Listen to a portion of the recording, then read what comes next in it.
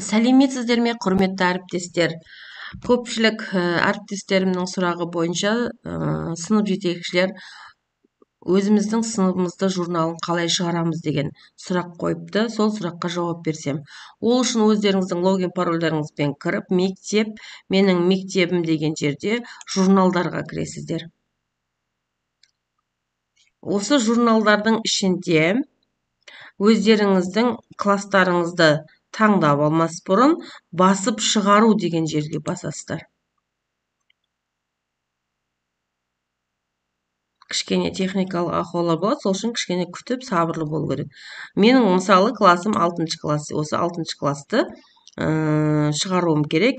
Сол классты белгілеймін және бір сынып үшін толық жылға дегенді басасыздар.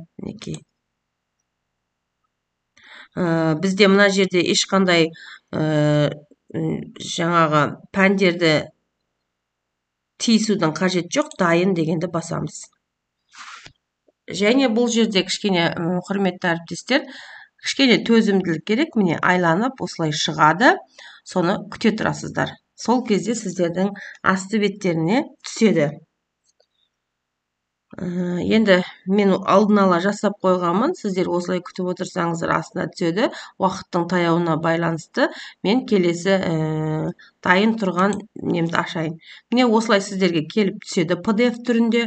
Сыныбыңыздың журналы, міне мектептің атауы, сіздердің расписаниелеріңіз, күнделікті сабақ кестесіндегі барлығы шығып тұрады. Және қандай сабақтар болды, кім болды сабақта, кім болмады, соның бәрі осылай болады. Және бұны скачать етіп, өздеріңіздің неңізге, рабочий столдарыңызға сақтап, атымен сақтасаңыздар да болады мына жерде.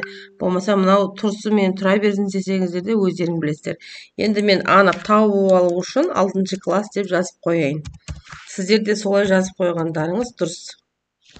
Так, ағылшынша болып кетті. Қазір сынып. Осыйтып рабочий столға сақтап қоясыздар.